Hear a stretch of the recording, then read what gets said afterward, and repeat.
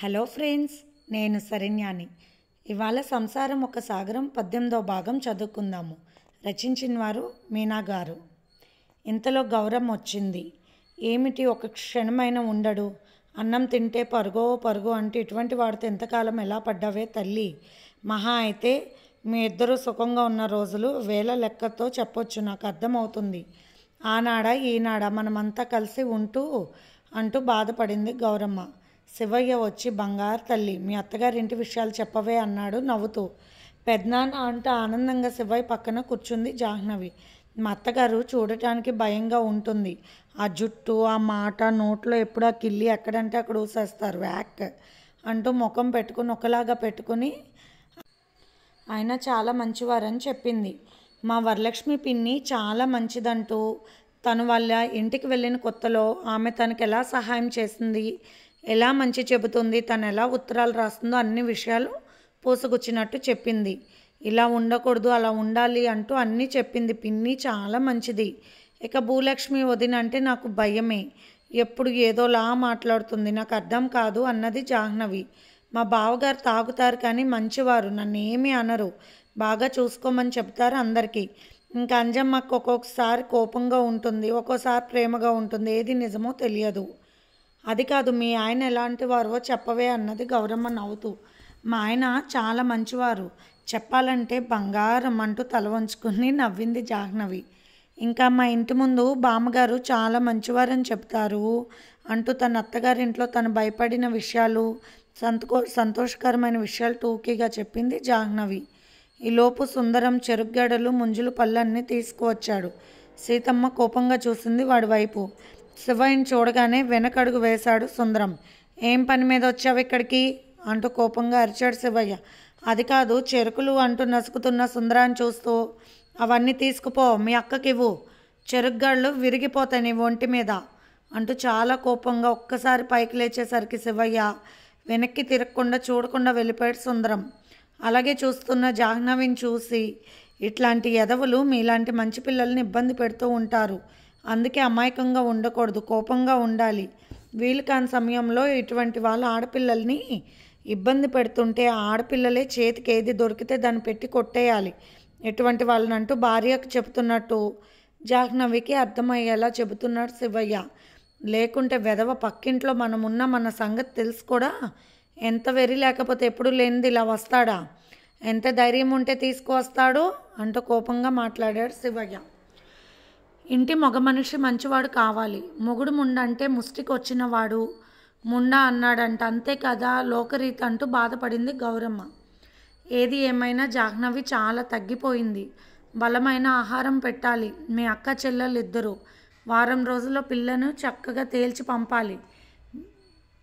బిడ్డలు లేని మాకు ఈ ఇంటి ఇద్దరు బిడ్డలే మా బిడ్డలు అని సంతోషపడుతూ ఉంటామని చెప్పి నవ్వుతూ ఉన్నారు శివయ్య. సంతోషపడిపోయింది జాహ్నవి. శివయ్య పైకి లేచి, నేను పొలానికి వెళ్తున్నాను బంగారు తల్లి అంటూ జాహ్నవి తల మీద నిమిరి వెళ్ళిపోయారు. లోపల ఏం చేస్తున్నావు సీతమ్మ అంటూ లోపలికి వచ్చింది గౌరమ్మ. సీతమ్మ బాధపడుతూ ఉంది. ఏంటి పిచ్చి మొహం, అలా ఏడుస్తున్నావు ఎందుకు అంటూ గౌరమ్మ మనసు కొట్టుకుపోయింది సీతమ్మ ఏడుస్తుంటే. ఏం చెప్పనక్క, పెళ్ళయ్యాక ఒక్కరోజు కూడా నేను సరిగ్గా సుఖపడింది లేదు. ఏదో ఒక ఆడదానిగా గుర్తించి అప్పుడప్పుడు నా దగ్గరకు వచ్చేవాడే తప్ప నా మీద అంత ప్రేమ లేదు అతనికి. కనీసం కూతురు ఎలా ఉంది ఏంటి అన్న ప్రశ్న లేదు. పైగా ఆ సుందరానికి చేద్దామనుకున్నాడు. బంగారం లాంటి పిల్లనిచ్చి పెళ్ళి, అసలే తండ్రేనా అంటూ ఏడ్చింది సీతమ్మ. ఏ రోజుల్లో ఉన్నావే పిచ్చి తల్లి, ఆ ఇంగ్లీషోడు ఏమీ నేర్పకపోయినా మన వాళ్ళకి తాగుడు నేర్పాడు. ఆ వ్యసనం ఉంటే దేనికైనా లొంగిపోతారు మగవాళ్ళు. పైపెచ్చు నీ మొగుడికి వేరే పెళ్ళం కూడా. అన్ని వ్యసనాలు ఉన్నవాడికి ఇవన్నీ పడతాయా? ఇప్పుడు ఏదేమైనా కొత్త అంటూ గౌరవం ఎప్పట్లాగానే సీతమ్మ భుజం తట్టి ఉంది. అక్క మీరుండబట్టి, ఏ కష్టాలకైనా ఆదుకోబట్టి, ఎప్పటికప్పుడు ధైర్యం చెప్పబట్టి ఇలా ఉన్నాను, కానీ లేకుంటే ఇద్దరు ఆడపిల్లలతో నా బతుకు ఏమిటి అని ఏడ్చింది సీతమ్మ. వచ్చిన డబ్బులు 3 వంతులు తీసుకుని డబ్బులు ఇచ్చాడక్క. ఆ పొలం నాది, పుట్టింటి వారు ఇచ్చింది, కవులకి ఇచ్చాము. ఇంకా వాళ్ళు మంచి వాళ్ళు, మనకు తెలిసిన వాళ్ళు కాబట్టి కొంత డబ్బులు అతనికి ఇవ్వకుండా నాకే ఇస్తున్నారు చాటుకుండా. నా పొలం డబ్బులు నేను తినడానికి దొంగదారి ఎందుకు నాకు? ఏ ముహూర్తంలో ఇంట్లో కాలు పెట్టానో కానీ ఎప్పుడు నా కళ్ళు తడి ఆరలేదక్క. మా అత్తగారు ఉన్నప్పుడే కొంత బాగుండేది నా బతుకంటూ. ఉండు బంగారం చూస్తుందేమో అని ఓ పక్కన చూసి లేదు అంటూ కళ్ళు తుడుచుకుంది సీతమ్మ.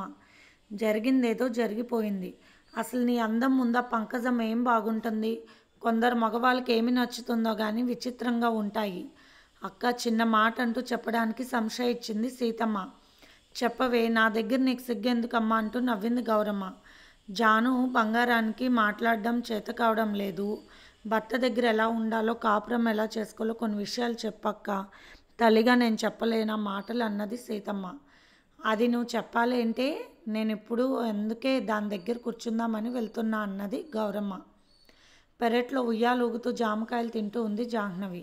ఇదిగో జాహ్నవి, మీ ఆయన నువ్వు ఎలా ఉంటున్నారంటూ అడిగింది గౌరమ్మ. అమ్మో, ఎవరికి చెప్పకూడదంట, మా ఆయన చెప్పారు నాకు అన్నది జాహ్నవి.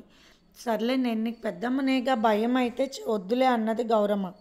అదేమి కాదు పెద్దమ్మ అంటూ గౌరమ్మ ఒడిలో పడుకుంది జాహ్నవి. చాలా బాగా ఉంటాము, భర్తను సుఖపెట్టడం భార్య పద్ధతి అంట, పిన్ని చెప్పింది అంటూ నవ్వింది జాహ్నవి.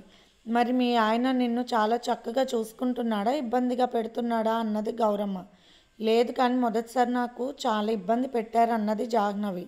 బొంగమూత పెట్టుకుని గౌరమ్మ వైపు చూస్తే. ఏమి ఇబ్బంది పెట్టారంటూ నవ్వుతూ చిన్నగా అడిగింది గౌరమ్మ. మొట్టమొదటిసారి అంటూ వారిద్దరు తొలి కలియక గురించి చెబుతూ ఉంది జాహ్నవి.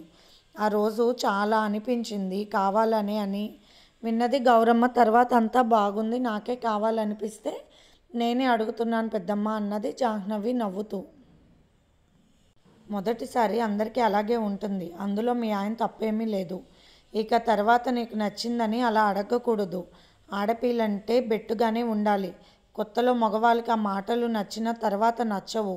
జాగ్రత్తగా ఉండాలి, గౌరవంగా ఉండాలి, పద్ధతిగా ఉండాలి. రాత్రిపూట ఎంత సంతోషంగా ఉన్నా తెల్లవారేసరికి చాలా చక్కగా రెడీ అయి మాత్రమే కనిపించాలి అందరికీ.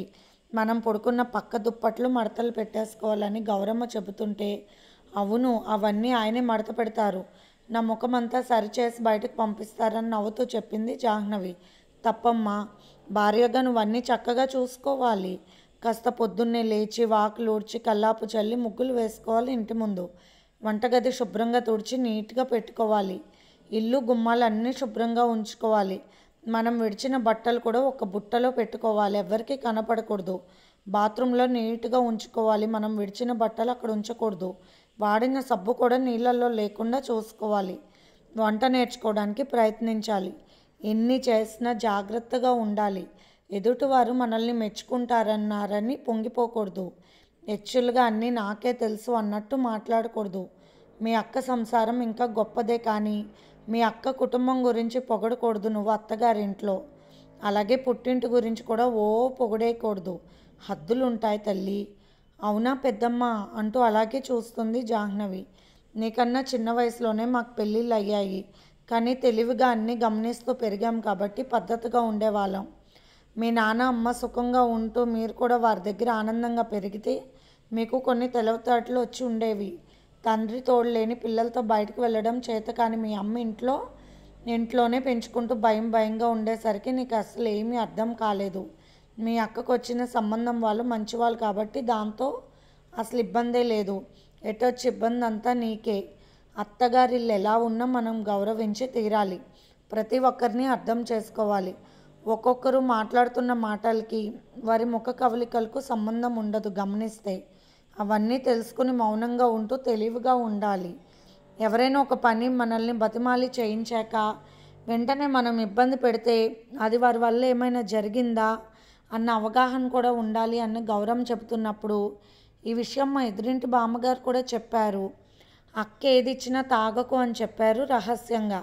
అలాగే మావారు కూడా చెప్పారు అంటూ కళ్ళు పెద్దవి చేసి చాలా చిత్రంగా భయంగా చూస్తూ చెప్పింది జాహ్నవి. ఇంకెవరైనా ఏమైనా చెప్పారని తోడుకోడల మీద అన్నది గౌరమ్మ.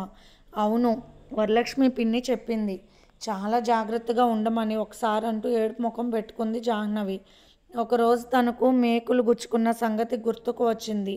ఆ మాట చెప్పింది జాహ్నవి. అయితే ఇంట్లో ఒక తోడేలు లాంటి తోడుకోడలు ఉందన్నమాట. ఎప్పుడు ఏది ఎలా చిక్కుతారా అమాయకులు అన్నట్టుంటారు అటువంటి అడవి రాక్షసులు. వారితో చాలా జాగ్రత్తగా ఉండాలి జాహ్నవి. తెలిసినట్టుగా కూడా ఉండకూడదు, కానీ మన జాగ్రత్తలో మనం ఉండాలి. అందరూ కలిసిమెలిసి ఉండాల్సిన వాళ్ళు కాబట్టి నిరంతరం ఎప్పుడు జాగ్రత్తగా ఉండాలి. నీకేమీ తెలియదు, వంట రాదు, ఇలాంటివన్నీ ఈసడించుకుంటున్నారు అని బాధపడకుండా అప్పుడు నువ్వు కొద్ది కొద్దిగా చేయడం నేర్చుకోవాలి.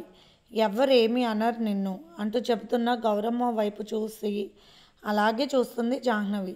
చందమామ లాంటి అందం ఇచ్చాడు మీ అమ్మకు వల్లే, కాకుంటే అదృష్టం నీకు మంచి భర్త ఇచ్చాడు. అంత రూపవంతుడు కాకపోయినా గుణవంతుడు, అందువల్ల భయం లేదు కొంత అని మనసులో అనుకుంటూ తెలివిగా ఎలా ఉండాలి ఏంటి ఉదయం లేచిన దగ్గరుండి రాత్రి పడుకోయే వరకు ఎంత బాధ్యతగా ఉండాలన్న విషయాన్ని చెప్పారు గౌరమ్మ గారు. అంతేకాదు భర్త దగ్గర ఎలా నడుచుకోవాలి, ఏదైనా మనకు మనమే అడిగినట్టు ఉండకూడదు, అలా అని వారు అడిగినప్పుడు కాదు అనకూడదు, అప్పుడే ఆనందంగా ఉంటుంది మగవారికని వివరించి చెప్పింది గౌరమ్మ. మళ్ళీ వచ్చే ఏటికి బిడ్డకి తల్లవుతావు, అందుకే తెలివిగా ఉండాలి నువ్వని చెప్పారు గౌరమ్మ గారు. పెద్దమ్మ నిన్ను అడగవచ్చా అన్నది జాహ్నవి. అడుగు తల్లి అన్నారు గౌరమ్మ. నీకెందుకు పిల్లలు పుట్టలేదు, మీరు అలా ఉండరా అంటూ అమాయకంగా అడిగింది జాహ్నవి. అయ్యో పిచ్చి పిల్ల, ఇలాంటి ప్రశ్నలు ఎవరిని వేయకూడదు అన్నది గౌరమ్మ నవ్వుతూ. మరి వరలక్ష్మి పిన్ని చెప్పారు భర్తతో అలా ఉంటేనే పిల్లలు పుడతారని, నాకు అలా ఉండకపోతే చాలా తప్పని కూడా చెప్పారంటూ నవ్వింది జాహ్నవి. అప్పుడు అర్థమైంది గౌరమ్మ గారికి జాహ్నవి వేసిన ప్రశ్నలు. పిచ్చిపిల్ల, ఎటువంటి ప్రశ్నలు వేసావే నువ్వు, ఇంతవరకు నన్నెవ్వరూ అడగలేదు ఇలాంటి ప్రశ్న అని నవ్వేశారు గౌరమ్మ గారు. నా దగ్గర పర్వాలేదు కానీ జాహ్నవి, ఇటువంటి మాటలు పెద్దవాళ్ళ దగ్గర మాట్లాడకూడదు అంటూ వివరించి చెప్పారు గౌరమ్మ గారు.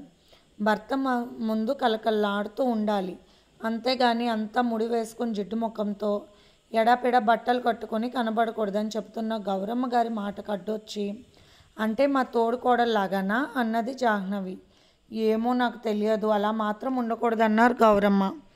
అలా ప్రతిరోజు ఏదో ఒక మంచి విషయాన్ని, జీవితానికి సంబంధించిన విషయాలు జాగ్రత్తగా చెబుతున్నారు. తన చెప్పగలిగినవి సీతమ్మ గారు చెబుతున్నారు. ఎవరైనా వచ్చినప్పుడు ఎలా ఉండాలి, బయట వాళ్ళు వచ్చినప్పుడు వారిని ఎలా పలకరించాలంటూ శివయ్య గారు చెప్పేవారు. హాయిగా గడిచిపోతున్న జాహ్నవి మనసంతా భర్త మీదకు వెళ్ళిపోతూ ఉండేది మధ్య మధ్యలో. అలాగే ఒకరోజు గౌరమ్మ గారు ఒడిలో పడుకుంటే గౌరమ్మ గారు చెప్పే మాటలు వినకుండా ఆకాశంలోకి చూస్తూ ఉంది జాహ్నవి. ఏమిటి జాను, నేను చెప్పేది వినలేదా అన్నారు గౌరమ్మ గారు. లేదు పెద్దమ్మ, నాకు ఆయనే గుర్తుకు వస్తున్నారు, ఆయన దగ్గరికి వెళ్ళిపోవాలనిపిస్తుంది అన్నది జాహ్నవి బాధగా. అయితే మీ ఆయన మంచివాడే అంటూ నవ్వింది గౌరమ్మ. ఏ ఆడపిల్లైనా అత్తింట్లో బాధలున్నా కూడా అత్తగారింటికి వెళ్ళిపోవాలని అనుకుంటుందో ఆ ఆడపిల్ల భర్త మంచివాడే అన్నట్టు అర్థమని చెప్పారు గౌరమ్మ గారు. అవును, రాత్రిపూట కూడా ఆయననే గుర్తుకు వస్తున్నారు నాకు, నన్ను ఇలాగే ఒడిలో పడుకోబెట్టుకుంటారని చెప్పింది జాహ్నవి. అలాంటివి చెప్పకూడదమ్మా అన్నారు సీతమ్మ గారు. ఏమిటో మీ గోల, ఒకసారేమో అన్నీ అడుగుతూ ఉంటారు గుచ్చి, ఒకసారేమో చెబుతూ ఉంటే అలా అడగకూడదు అంటారు. ఏమిటో మీ పెద్దవాళ్ళ గోల నాకు తెలియడం లేదన్నది జాహ్నవి. 3 రోజులు గడిచేసరికి జాహ్నవికి జగపతి మీదకి గాలి మళ్ళింది. ఇది ఫ్రెండ్స్ ఇవాల్టి ఎపిసోడ్. రేపు ఇంకొక ఎపిసోడ్తో మేము ముందుకు వస్తాను ఫ్రెండ్స్. బాయ్.